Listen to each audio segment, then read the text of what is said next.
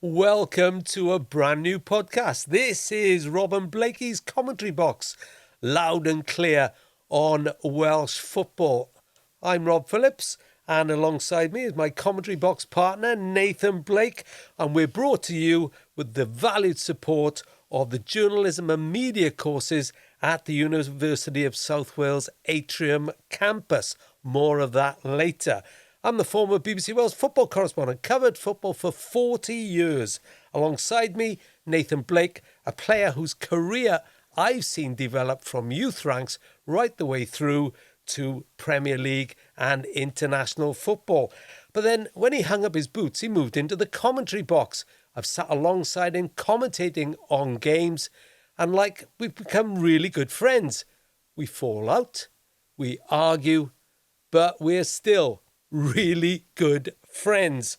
So we want this podcast to be fearless, insightful, and cover all of Welsh football. Isn't that right, Nathan? We better get another someone to introduce it then, Rob. Another lead. Yes, it's right, Rob. Absolutely. Listen, it doesn't matter if you're 6 or 60, if you're into your football and you support Welsh football, this is the place to be, because we'll be covering it all. Both sides of the fence, everything you can think of. Non-league, Welsh League, League 2, League 1, Championship. And from time to time, we'll touch on the Premier League. Yes, we have no Welsh interest, but it's all about football. Yeah, and it's interesting.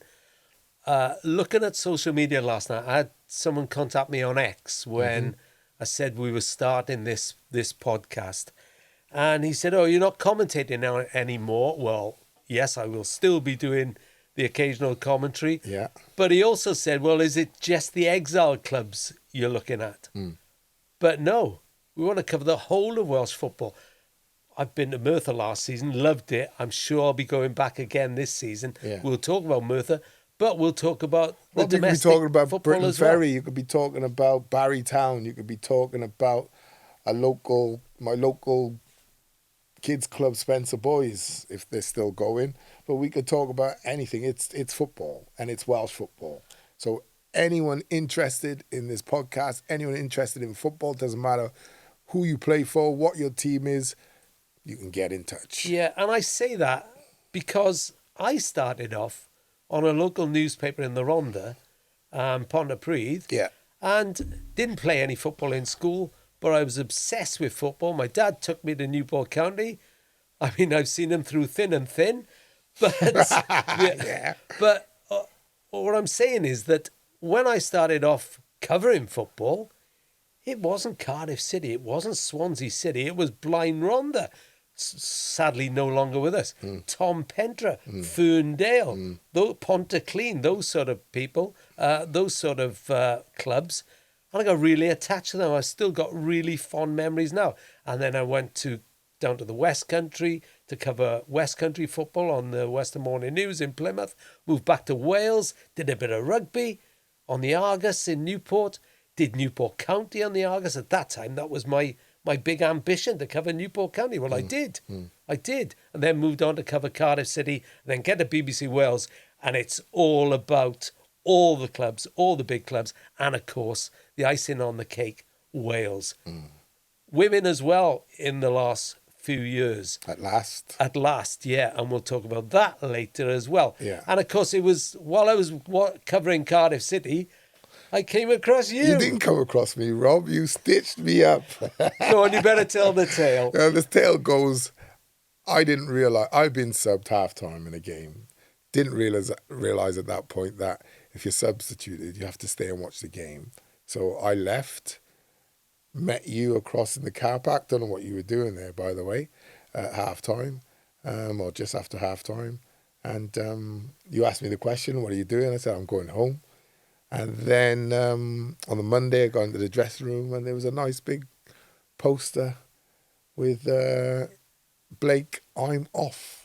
on it. The back of the South Wales Echo, I remember it well. Right. Yeah. But as I said, we didn't fall out. We stayed in touch. I'll always remember that answer phone going on my house phone in those days. Sheffield. When you rang me, having gone to Sheffield United. Yeah. Let's face it, you saved Cardiff City with that move. Yeah. But you knew I wanted to speak to you, and I always remember the answer phone went off, and he said, pick up the phone. I know you want to speak to me. I can't do your voice as deep as you do. Yeah. But then you went on from there, didn't you? Yeah. It was a fantastic move for me. A lot of people were. I mean, there was, as you know, rumours about Liverpool and what have you, but that never materialised. I was at York when Kenny Dalglish came. Yeah, and I know Kenny personally, and he told me the reasons why I didn't go to Liverpool, why I didn't sign for Liverpool. But we won't get into that. Kenny at Sheffield United, it was a fantastic time, and Harry Bassett was up there with the best managers I ever worked with, and top guy. Met some great friends. Still one of my best friends today, Eddie Littlejohn, playing with Glyn Hodges. Hodges still a great friend. So. Yeah, it was a great move, mate. A great move. And beyond that? Yeah, Blackburn, Bolton. Bolton is the club, where it really come together for me, even though it didn't start well for me there. And Blackburn and Wolves and what have you, and then on to Leeds and Leicester towards the end. But I had a very good career. Played in Newport for a couple of months. Helped them get their gate receipts up. So you made it, really? Yeah, it was never really a serious thing for Newport, though. Unfortunately, it was, when I got there, it was like the training wasn't that good or nothing like that. And I remember speaking to years ago to Robbie James, and he was saying to me, the lower you go down, the less professional it becomes, and it does your head in. And I remember him thinking, oh, okay, because he's obviously played at the top and he was at Cardiff. What a player. Yeah, what a player. Robbie. But always gave you great advice, and played with some great pros at Cardiff City and subsequently then throughout my career. And obviously I remember watching you for Wales as well, which Wales have provided me with my highlights. Yeah. Euro 2016, that campaign from the start in Andorra, when Wales were down at half-time, I remember seeing some FAW councillors walking past me, and I said to one of them, who I knew really well, I said, crikey, if you lose this, you're going to have to think about Chris Coleman's future, aren't you? Mm. And look what happened. Gareth Bale, twice taken free kick. Yeah. All that goes down in history. And again, I've said it so often, but the Euro 2016 adventure was something that will never leave any of us who were part of it. I didn't play, but I just felt part of it. And of course it was crossing the Rubicon, because Wales then qualified. I remember Chris Coleman saying, what we want to do is make this the first, and maybe not qualify every time. And they didn't qualify for the next World Cup. Yeah. But the next they Euros went on. World Cup they did, and exactly. the Pagey. And that's just been, it came late in what I loosely call my career, but it's just been fantastic for all of us, hasn't it? Yeah, I mean, we've seen the world, Rob. Qatar, fantastic. Euros, I went to 2016, in and out with BBC, more of the 5 Live crew than the BBC Wales crew. But like I say, different countries around the world, seen some fantastic games, some great results, some beautiful sights. It's just, it's a pleasure. So that's basically our background. Yeah, that's us. Let's talk about the... Yeah, and we do this all the time. We go on car journeys together, we talk, we argue. Yeah. But then we keep coming back to our love of football. Yeah, we always come back to our love of football, and we always come back to the fact that I'm right and you're wrong. Well, often you're wrong, as people will discover after more of these podcasts. You very skillfully dropped a really big name there, Kenny Dalglish. Okay. Who, as I said, I remember sitting in a press box at York. Yeah. You were playing, and he was watching. Yeah. And there was all the speculation at the time. If it wasn't before the game, there certainly was by the time I got home and started the funny thing about it. The funny thing was that my best friend, since I was 6. He's a big Liverpool fan. And I was a Tottenham Hotspur fan, as a kid, because my older brother was. And Kenny, I met him in a hotel in Newcastle. I was up with Darren Campbell and Adi Littlejohn. We were watching Darren remember the match, that charity game? Yeah, up in Newcastle. And seeing Kenny in the hotel, and we were in the bar and we were talking, and he started reeling off things to Adi Littlejohn about his career, and then said to me, I was going to sign you. And then the Hillsborough thing happened, Hillsborough disaster happened, and he ended up cutting his time short. And he said to me it was a very, very extremely difficult time for him. So that was the reason why it never materialised. But had he stayed on, then he said, I was due to sign for him. So it's funny how your career could take a different direction just on a simple decision. But well, isn't it strange how after all these years I've known you, I didn't realise how close you were to joining Liverpool. That says something. Yeah. Well, I don't really talk about it much, but you just done a whole podcast. Yeah, you've kind of drilled me on it, innit? So I don't speak. Well, I'm 53 now, Rob, and I was probably 19 when that happened. So not many people know that story. Yeah. Wow. Well, I was saying you dropped the big name, but nothing like the sort of names that are now involved in Welsh football. We'll talk about Gareth Bale in a few minutes. Yeah. But Ryan Reynolds comes in at Wrexham, Deadpool himself. Yeah. Although I must admit, when it first happened, you hadn't seen it. I had to ask my daughter who Ryan Reynolds was. And I hadn't seen Deadpool by then. And you into your superheroes like? Well, no, not really. Oh, I'm too busy watching football. I'm an 80s kid. Superman, Spider-Man.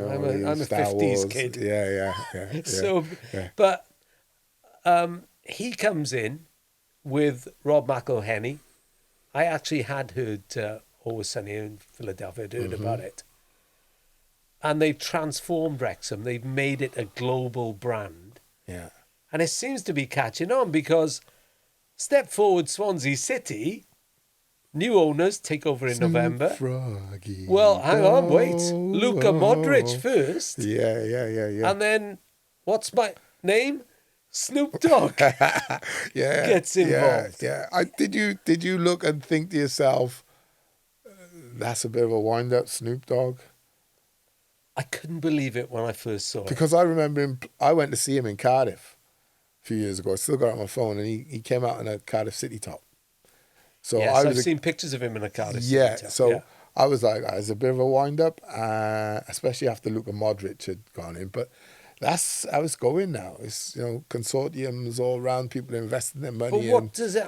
But then, what are they... I assume they're just going to get out of it profile. That's it. I mean, what I would say is that we'll talk about Swansea's signings, later. But Luka Modric actually spoke to one of the new players before he joined. In other words, played an active role in the football side of Snoop's not going to be able to play an active role in getting someone to sign. No. But he might play an active role in getting further investment in. Yes. Every person knows 1,000 other people, don't they? So well, I was looking. I've been doing my homework, Nathan. Okay. I've been doing my homework. So I'll look at my notes for this. Snoop Dogg brings, for a start, a different following to a football following. Mm-hmm. He boasts more than 88 million followers on Instagram. Right. 88 million. He's also has more than 20 million followers on X, and that's having lost a few when he took part in a President Trump crypto I know that. rally. I know that, yeah. But yeah, that's what Snoop brings. Yeah. And we now know he likes Joe's ice cream in Swansea. Happy Joe. Yeah, well, listen, it's brilliant for Swansea City. It puts them in a sort of a different stratosphere again, right? Like you say, it's different people investing. You know, Luka Modric is a big deal. Snoop Dogg is a huge deal as well because it's the music industry, a whole different crowd. But like at the end of the day, they are just. I mean, Luka's obviously going to have some sort of influence, but Snoop's not going to have influence over players. Do you know what I mean? That's just going to, you know, that's just going to open the doors, and other opportunities are going to come off the back of that. So, but it's great because it raises the profile of the club, it raises the profile of the league, you know, and of you know, Welsh football. And in a way, I suppose the blueprint has been set by Ryan Reynolds and Rob McElhenney, hasn't it? I mean, when they took over, what was it, 2021 they took over. And I know Gemma Owen, was the head of their sort of youth and community at that time, I think it was. And I remember asking her when they first took over, what do you think? And she said, they've already put £50,000 into our section. And, you know, Gemma, wife of Gareth Owen. And it's just mushroomed since then. Obviously, Welcome to Wrexham has been a huge hit, which has added the profile. Okay, so here's something I want to ask you. So if I had said to you, you got 2 Hollywood stars coming in to Wrexham, or a serious businessman coming into Cardiff, who would you have said would be more successful? I would... Yeah, I know where you're coming from. I don't know what I'd say to that. Well, let's look at it this way. What they've done is, at Wrexham, if they don't have the money to get to the Premier League, they know people who do. They have access to funds. I don't think I don't think it's just about the funds, though, Rob. I think you have to look at it and go. I think most people would have been looking at it going, Hollywood, it'll end up in a pile of rubble, right? They won't know what they're doing. They don't know nothing about football. They don't know nothing about, you know, Wales.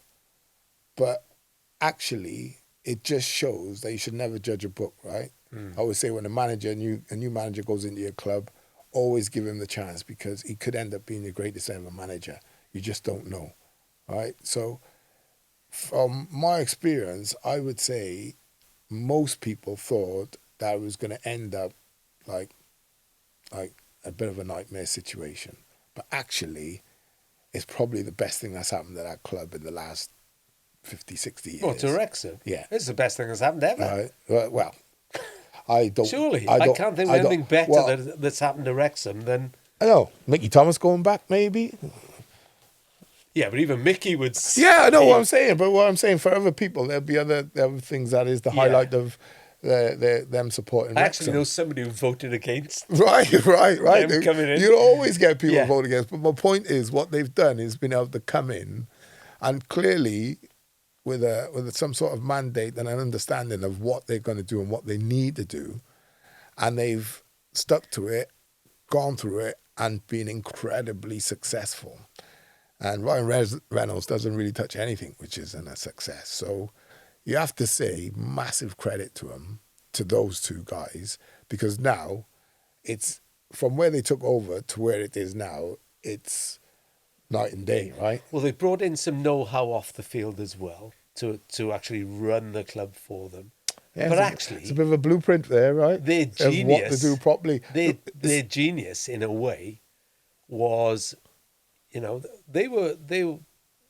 People forget, they've sacked the manager. They sacked Dean Keats. Yeah, it's not just about that, though, is it? You look at they brought in Phil Parkinson. Well, you look at Man City. Well, it's not just a Phil Parkinson show, though, is it? If you look at Man City... I think he's a huge part If you look at Man City... we don't know what goes on behind the scenes. When you're a footballer, you realise... So, when I was at Sheffield United, you realise how important Mary and Sue were. They washed the kit. But keep the spirits high and banter and love the club and whatever. But you wouldn't know them. You know, you'd say, the most important person is Reg Brealey or Harry Bassett. but there's lots of different people that you never see or Yeah, never but get to understand. I mentioned... And that's what I'm saying is Man City have gone in with money and have been super successful. Everton went in with money and it crashed. Haven't, yeah. Cardiff have gone in with money and it's been largely unsuccessful. Wrexham have gone in with a 50th of Cardiff's money and have grown steadily. It's just that they've had back-to-back sort Yeah, of but I wonder how many, promotions. off the top of my head, I can't remember how many managers that Phil Parkinson has seen off while he's in charge of Wrexham and Cardiff have got rid of them. Do you see what I'm saying? No, but that's down to the owners again, isn't it? No, right. but what I'm saying is that I think people underestimate just how good a manager Phil Parkinson is. Okay. He's now had I mean, 3 successive promotions. Why don't you just ask Phil to come on the show? I mean, you'll see it. Well, you know what I mean? we will. If he wants to come on, Phil, absolutely, big him up. But what I'm saying is the whole structure of the thing. I'm not trying to undermine Phil and anything he's done by any means. Right? Absolutely, you need the manager. Former Bolton gaffer as well. It's so important. Yeah. But there's a level above Phil, and the new owners coming in could have easily, well, Phil could have left in a year and thought, I don't know.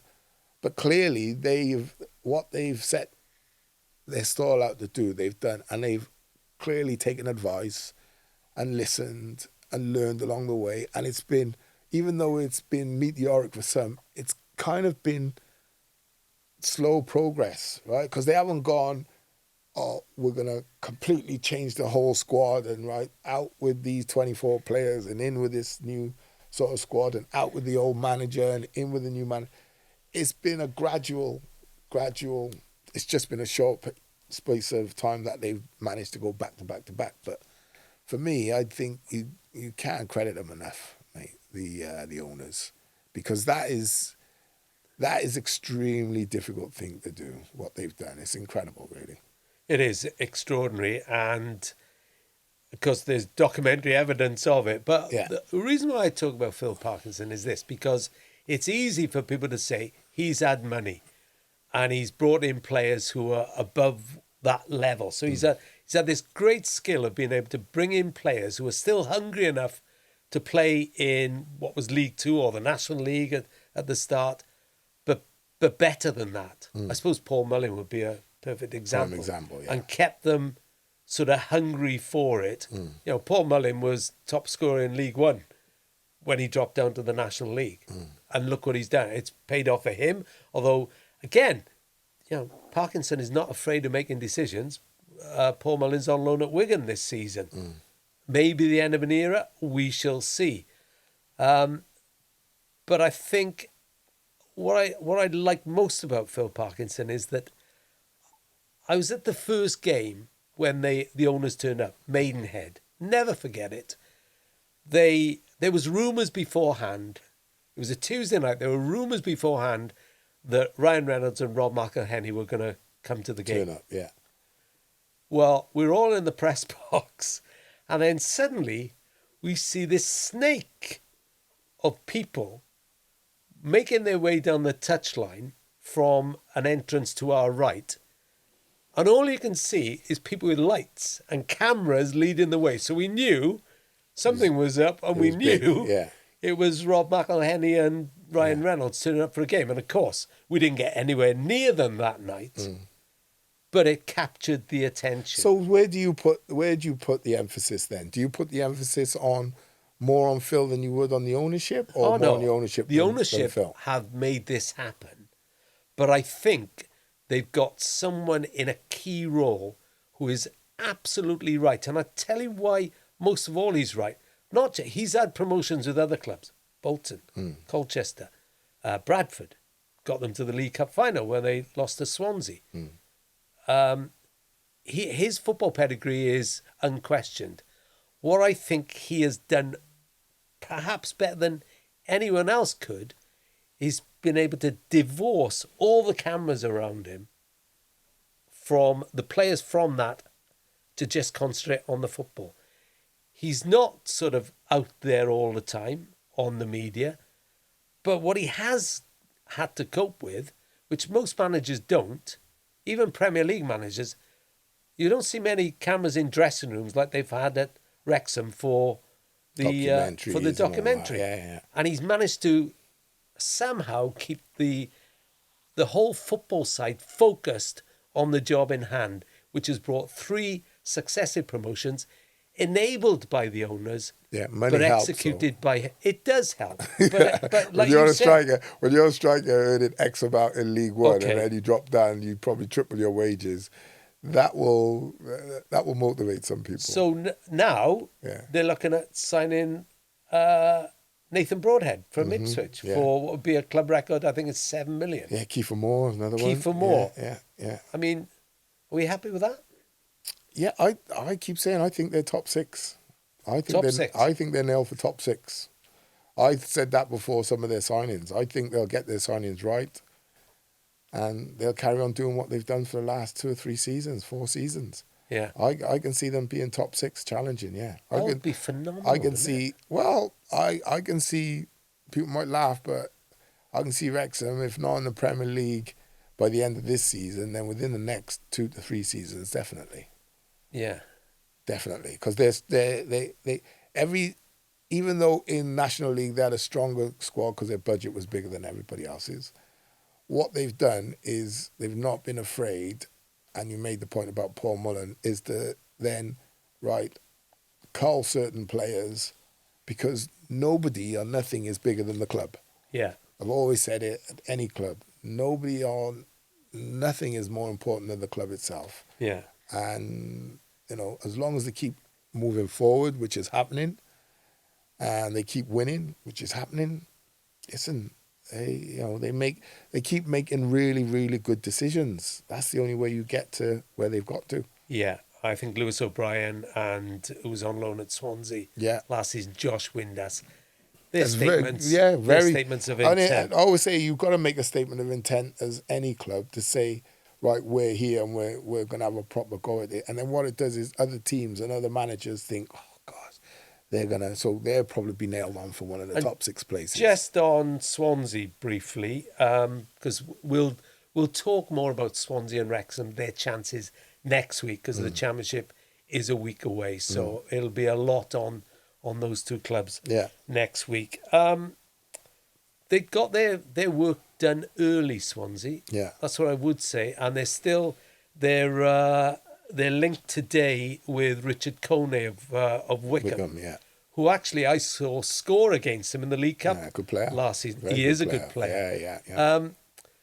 So, Alan Sheehan, a big chance for him. Listen, I think he's done. I made the point earlier. You never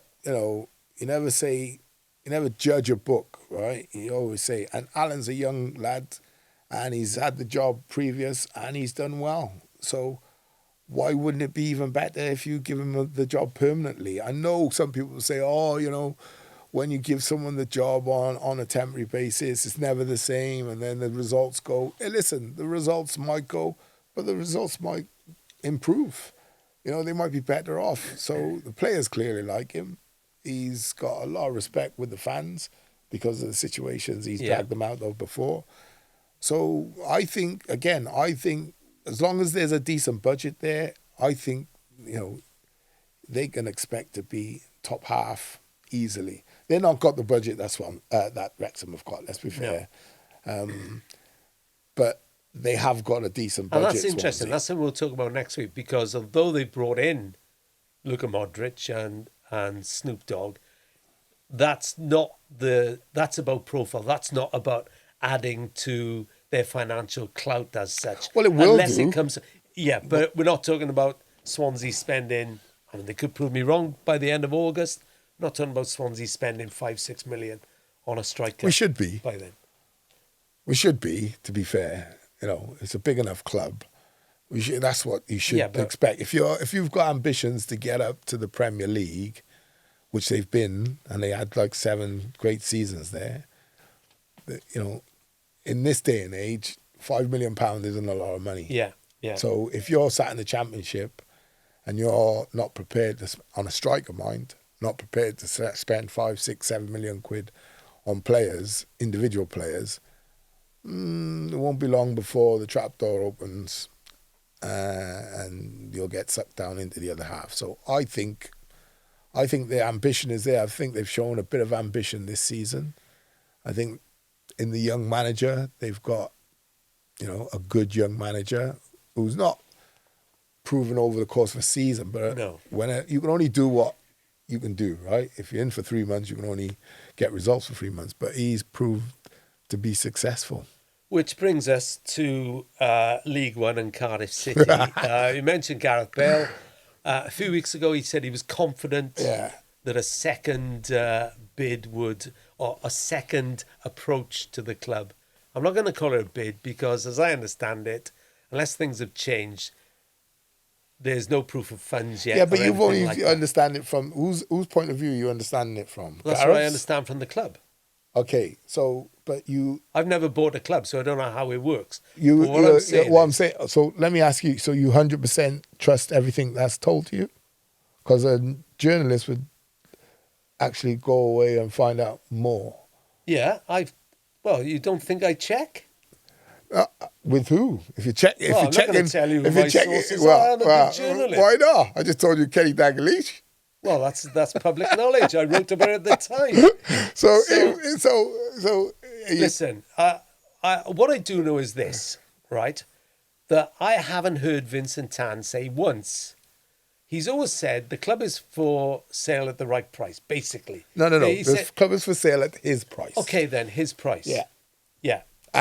But he's not. And he's not trying to sell the club as far as I can. No, but he's overvaluing it. Well, who knows? Who knows how much they've offered? Do you know? Yeah. Well, what are your sources? I can tell you. I've told you before. I know people who wanted to buy it last season, or actually 2 seasons ago, because we were in lockdown. 3 seasons ago, and I know the valuation then was way up above where it should have been. And these people were Qatari people, so they definitely had the funds. What do you call way above valuation? Well, you're telling people that the squad is worth X when really and truly it's worth Z. You're valuing a squad of players at 60, 70 million pounds, but really and truly, the truth is they probably combined were worth 15. Okay, the Gareth Bale approach, his consortium or whatever, the people behind it who we don't really know. Can I just, I just have to say something, because you said something about no proof of funds. Do you honestly think Superman would put his neck on the block, come out and say what he said publicly without having proof of funds in the bank? Think about it. Just think about that a minute. Superman, Gareth Bale, arguably Wales' greatest ever player, gone and done what he's done at Real Madrid, what he's done for Wales. He's going to stand at the front of this consortium and basically lie then. Basically going to say things that are not true. No, I think there's a difference between having the backing behind you. Do you think he would go public, though, knowing how shy he is and introverted he is? Do you think he would come out and say a statement like you said without the proper backing? This is what I'm saying to you. So who are your sources? If you were buying a club, oh, let me finish. You don't want to expose your sources. But what I'm saying is, to say you've heard from the club there's no proof of funds. Okay, then. So I'm saying to counter that. So you're saying then Superman would stand up and say, I got a consortium behind me. We want to buy Cardiff City live on TV in front of the nation. We want to buy Cardiff City, and we hope we'll be going back with a better offer. Blah blah blah blah. You think then? Well, I don't know. That? No, I'm not saying they don't have proof of funds. I don't know because I don't know who's behind Gareth Bale. No, but you said the club told you there was no proof of funds. No, that they had not seen proof of funds. And you believe that? Well, even though Gareth has stood up on TV and said, I'm leading a consortium that we want to buy it. Well, surely if you're someone in charge of a club or someone who is part of an ownership of a club, you want to see the proof of funds of somebody who's going to take over. Well, what I'm saying is maybe they have seen proof of funds, but what they're telling you is a few parties. But then you can only take that on face value. Okay. What I would ask you is this. If you were going to buy a club, would you go public before anything is sort of agreed and signed? Yeah. You would? Well, because I think... It doesn't work like that in football. It's the biggest game in the world. Try and keep a secret in football. People like you are always trying to unearth secrets. How'd you do it? Well, people tell me stuff because they trust There me. you go. Not to So how are you going to keep? How are you going to keep? Divulge sources Yeah, like you but how wanted me to. How are you gonna keep a secret when you got the world trying to pat your head and you've got probably 30 odd different people involved in talking about different things and transactions, what have you? It's almost impossible. Okay, well, I think we're going to come back to that in future podcasts because we shall see. I know there's a big demand among Cardiff fans that there is a change of ownership. Well, they were saying that before Gareth stood up and said were. anything, right? We've been saying it for probably, if we're totally being honest, I think after the first 2 or 3 seasons, I just think it's all been... well, a lot have never forgiven the change of shirts. It's just something you don't do.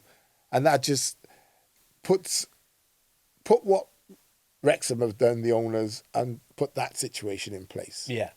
Right? Yeah. Imagine going into Wrexham, Rob saying, right, we're going to change you to blue. Yeah. Yeah, absolutely. No, it was misguided to say the least. It's not even misguided. It's just like, wrong. It's just wrong. It's not understanding. It's not we'll understanding. agree on that, shall we? Yeah, we'll agree to we disagree. do agree on something. Well, it's not Are we understanding going to your agree business. on how do you think Cardiff are going to do in League One? Could be a bag of spanners. Salak has said could be he brilliant. wants to stay. Yeah. Callum Robinson is staying. I listened to a Cardiff podcast this week. Yeah. And actually they're relatively optimistic about how things are. Remembering it's League One. And despite all the departures, I think Callum McDowd is a big loss. I think there's a squad there that can challenge. I'll in refrain League One. judgment until I see it. Oh, well, that's chickening out. I mean, no, it's not because when have you ever known me to chicken out? You asked me about Neil Warnock the day they got promoted. Right? You asked me about Neil Warnock on the 10 minutes before they got promoted. Yeah. Right? So I don't chicken out. What I'm saying is, after the turmoil of the last 15 years, 2 promotions, most other years has been like, okay, you've challenged once or twice, but it's not been nice. Yeah, you and I have talked about it, haven't they? Yeah, the feeling, even if you've been promoted, 1 or 2 seasons was great, but there's been this cloud over that club under this ownership model. There's no getting away from it. Once you try to change colours and badges and all that, and, talk about honour, you dishonoured the club, basically, and you turned your fans against you. And trying to get out from that, I would say the best thing to do is make sure then your club is run right, because those fans come back week in, week out, year in, year out. And what the fans have seen hasn't been great. Simple as that. And so constant turnover of managers. And okay, if you're not going to put your head on the block, I think they'll be okay this season. Okay as what? I'd be disappointed. So I can put my neck on a block with Newport. I can put my neck on a block with Swansea. I can put my neck on a block with Wrexham. The truth is, I just don't think anybody knows with Cardiff. No, I because sort there's of a culture in the club. Yeah. Right? And that's what I would say about BBM. There's a culture in the club. That's Brian Barry Murphy, by the way. There's a culture in the club which I knew was there probably 2 years ago, 3 years ago. And I said 2 or 3 years ago they're going to go down. Yeah, you did. It's on its way, right? Because if you got players who can't fight and don't want to fight, and you keep changing your manager, all you keep doing is keep doing your players' head in. So the whole cycle of Cardiff City is just a whirlwind. No. And the truth is, I can't predict it. I could try, but I could say to you, they could breeze it like Birmingham did last season. I think that's what's in a lot of fans' head, if I'm totally honest, because they're a big club. Yeah, I wouldn't say that right? exactly. But I would say, it reminds me of the time when I was at Sheffield United. I was only there a couple of months. We got relegated from the Premier League. And I never forget it, Wally Downs saying to me, oh, look at these fixtures, Nate. We'll do them. We'll win. And he had W down all the fixtures. And it just didn't pan out like that. Okay, so what I do hope is that I'm hearing good things about Ruben Colwell pre-season. Yeah. I do hope this is his season. It's a massive year for him. I know Aaron Ramsey is gone. No, I don't think Aaron Ramsey ever held him back. It's something that you can learn from. I think, for me, for Ruben, he's got to get into his head. And why do I know this? I say this because I experienced it personally, where Eddie May is telling you, you are the man, you can do this and you can do that and you can do the other. And the responsibility then is huge, right? But it's part of growing up. Like I would say, playing for Cardiff in my first 2 years was different to the promotion and then getting to League One. I was a totally different player. I run different, my physique was different, everything. My mind was different because I had accepted responsibility. That I can do things that other players can't. So there's a lot of reliance on me to produce the goods, and you have to do it. And, we can talk about young, but I was 19, right? So it comes a point where your age goes out the window.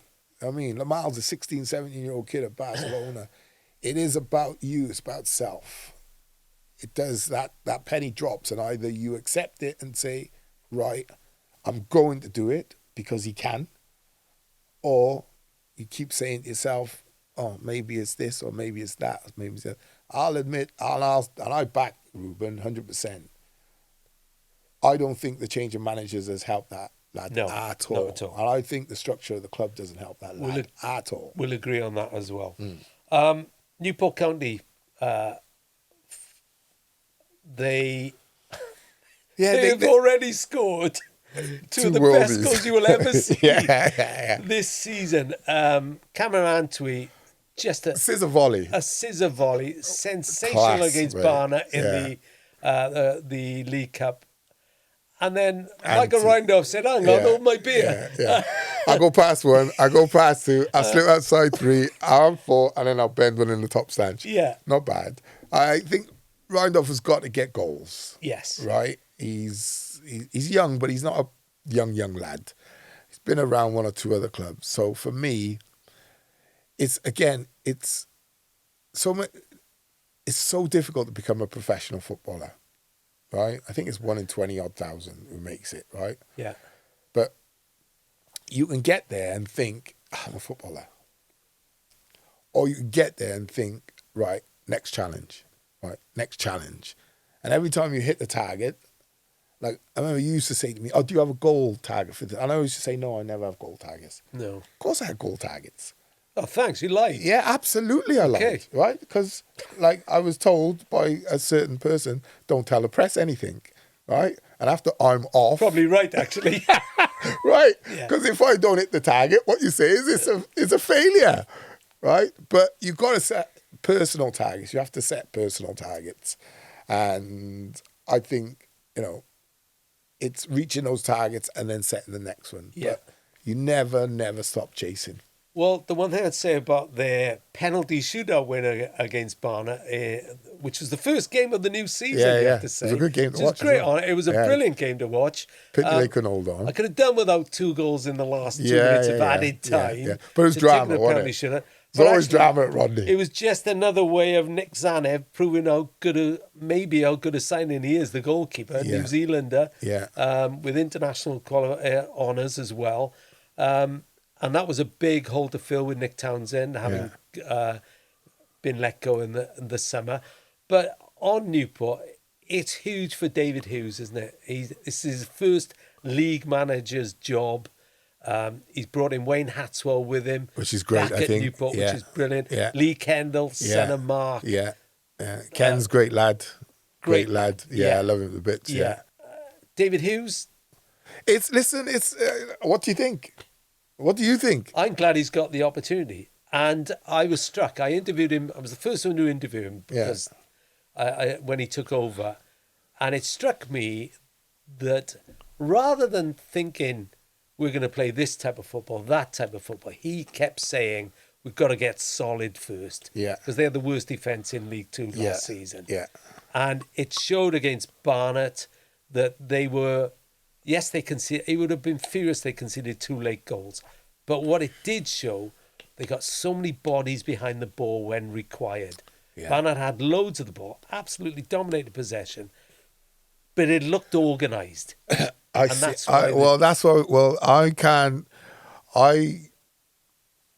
I seen the possession stats and thought with that sort of possession or lack of, you won't find yourself 2-0 up in many games. And he won't want that Right? sort of possession stat again. No, But it was a decent start, and hopefully they can take it into listen, the they listen. Like I'd be contradicting myself if I didn't say, he's got an opportunity. You have to just let it play out and see where it goes, right? What I would say is I think they're lacking experience in players. Yeah. I still think they could probably add 2 or 3 experience, like 28, 27, 28, the odd 30 plus, but I still think they can add 2 or 3 more players. I think their squad is too unevenly balanced to the little experience or the lesser experience players. But I actually think there'll be more signings coming in before the window finishes. Yeah. Well, I by hope what so. I hear, so my sources tell me, and I can't tell you who. You and you. Now, you were a slight disadvantage over me in that you were in the Women's Euros. And I was at the Women's Euros. You were.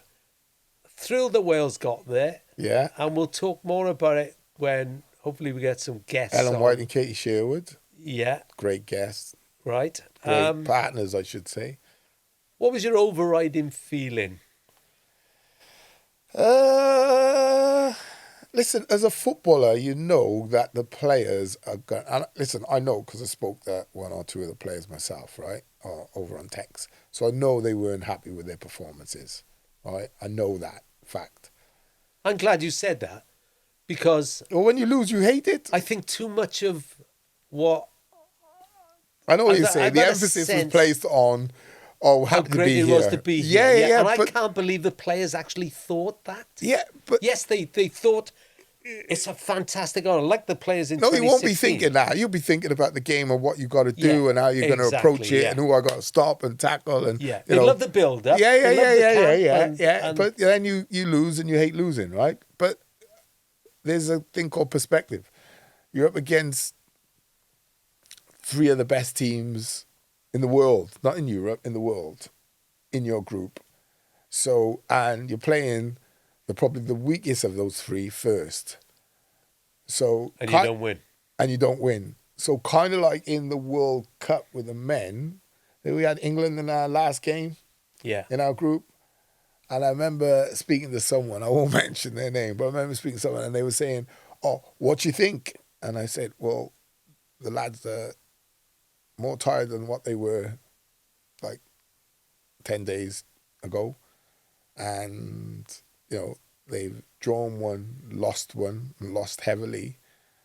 And Superman is not Superman anymore. Do you know what I mean? He's You love those superheroes, don't you? I love Superman. I call him Superman because what I've seen him do is superhuman, right? And he's not Superman anymore. So he's going to give us moments, but he's not going to be able to give you the moments that he was giving you, say, 2 years ago even. Yeah. Right? So why would you think we've got more chance against a team that's higher ranked and better than the 2 teams we've just played? And that was the situation for the women for me, was Holland. Then France is harder, and then England. Even though France beat England, England are they've shown it, right? Back to back. They're the top of the tree. Yeah. So I always thought it was going to be difficult, but I didn't get... 2 points I want to ask you about. Yeah. Has it really shown how far Wales has to go? And the responsibility now is on Noel Moon, who I think has done a lot for women's football, to be fair. But is it now on the FAW's responsibility to really push women's football to? I just think I think absolutely, but I think it's broader than that. I think it's we're a nation of just over 3 million people. We've had some unbelievable rugby teams for the size of our country.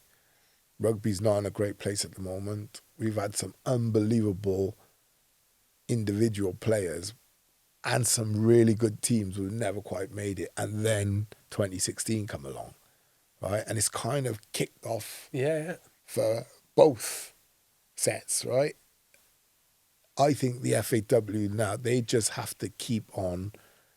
Don't rest on your laurels and think, oh, well, that's not right. Look at, right, what's the next? Facilitating progress. What's the next level up? Yeah. And how do we get there? Okay. And you mentioned Gareth Bale, the Superman, as you call him, the moments.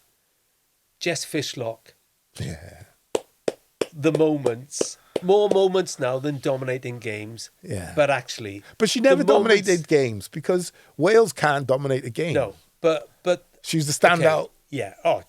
And she still is the standout. She is. Yeah. Scored the goal appropriately. We couldn't have written it better. Yeah, like Bale did in the World Cup. Yeah. Scored the goal. Like Miedema, he didn't want it against us, but. And then lays on an exquisite pass for Hannah Kane, who after all her injury was, and sort of absenteeism because of injury. I am so chuffed that Big Daddy Kane. Really happy. Yeah. No, genuinely happy. Yeah. She's I don't get worked, sentimental she's about part of football, they're part of our crew, I've known right? you for too long. We've worked with Jess. Yeah. In the World Cup. Yeah, we did. And we've worked with Hannah for some home games. So, yeah, they're like part of the furniture, aren't they? Yeah. So, quickly on Jess, does she have to continue for Wales to keep progressing? Do you know what, Rob? I would say she's probably got another 2 years in her. Right. I think she needs to do less running. I think there should be less emphasis on the amount of running she does. I've always said it, 38, and you're trying still to run like a 28-year-old. And I think the system needs to be adjusted so that it's more for her to get in the pockets and affect the game in the way we know she can, because she's like outrageous, isn't she? Yeah, she is. She is. Joy to watch, joy to speak to, joy to commentate alongside. She's just sound. If I had a choice. Yeah. Me and you both. In fact, Rob and Jess's commentary box seems to work for me. I don't know. Anyway, that just about brings us to what we want to chat about on Rob and Blakey's commentary box. Loud and clear on Welsh football. But we are here. We're brought to you with the support of the journalism and media courses at the University of South Wales Atrium campus. Our producer is Jules. Hello, gentlemen. I didn't get the memo that we were wearing Swansea City colours today. Which is more of a problem for Nathan Blake than myself. It's we're not in shot. It's not a problem. Julie Kissick, first of all, tell us what you do here, other than trying to keep us in order. So I founded the sports journalism course, which you were part of right from the inception, Rob, because you were part of our validation panel when we started the course. But I've been here for 16 years as a full-time employee, and I teach on a whole range of media and journalism courses. And we're chuffed with this facility. But it's going to be more than just using this place as our podcast. We've got so much to do, so much to bring in. Yeah, we have, yeah. Yeah, well, certainly for us, we're really excited to have you because you and I have worked together for many decades, Rob. Yeah. I think the last You're all time making me feel really old. I think the last time I produced you was probably about 20 years ago. It was. But the exciting thing for us as the university is that your podcast is going to bring us all sorts of opportunities for our students. So one of the things that we do really well here, and I hope that you will help us to develop it as well. Absolutely. Is we give students opportunities to work with professional people in a professional environment. Well, that'll happen with me. What about people like me? They'll work with me as well. You'll be okay, yeah, you'll be fine. And this podcast is a fantastic opportunity, obviously, for the sports journalism students, because, they will be lapping this up if they think they've got an opportunity to come and work with you guys. But also we've got media courses here, we've got media production course that I know there are students on that course that'd be really keen to get involved with you as well. We've got a media culture and journalism course, which is a bit more of an academic leaning course. But again, sports fans really interested in. Didn't you say something about stories. animation as well? Yeah, animation, advertising. We've got fashion promotion. So when we take the podcast out on the road and you swap your Swansea City... You want me to slick up, do you, Jules? And when You're going to swap slick me your up. Swansea City colours for... what can they do with me, Jules? Well, you know... You'd be surprised, Rob. I mean, for all those listening... You'd be surprised. You'd be surprised. Do you reckon? Yeah. I'll be a new man. Yeah, you will. No more shopping in that dodgy shop you used to shop in. So it's a fantastic opportunity for us. You are the first podcast to use our brand new, fully refurbished podcast We love it. studio, Yeah, we which love is it. really impressive. And also from the point of view of our staff, this is a fantastic opportunity. So Matthew and Dan, who've been helping us this week. Matt. That Matt. Yes, if you look on socials and the film of me saying meet the team, you'll see Matt. We'll see Dan as well. But Dan is far cooler when he's in front of a camera. But Matt, the Middlesbrough fan, Yeah, Matt loves just kept little blaming wave. Dan as well. It was him, he got the camera too close to me. Yeah. So it's a fantastic opportunity for them as well. And there'll be other people, because I know some of our staff are on holiday at the moment, you know, that will also be really keen to get involved. So it's a brilliant opportunity for us as a university. It's a fantastic opportunity for the students. And yeah. We want to create, but we don't just want to create this, right, Jules? We want this to be the foundation, and then we just want like branch off into other areas. Well, So- I know that you two are huge music fans. Yeah. And we've got fantastic music students here. Mm-hmm. You know, who knows? Your next podcast might be a music-themed podcast. Yeah. Well, I'll be really at home. Yeah. Some of his musical taste. Yeah. You're just a fool. But anyway, thank you, Julie. Thanks for everything you've done on the first Rob and Blakey Commentary Box podcast. Yes, Jules. We've had a ball doing this. We will be back next week. But of course, if you want to get in touch, we're all over social media. So just look for Rob and Blakey on the socials and you'll be able to contact us. And remember, we will be having guests. We will be having guests, yeah. It's me and him for, now, but guests are definitely on the agenda. So join us again when you see or hear the Rob and Blakey Commentary Box, loud and clear on Welsh football. Well then, Rob.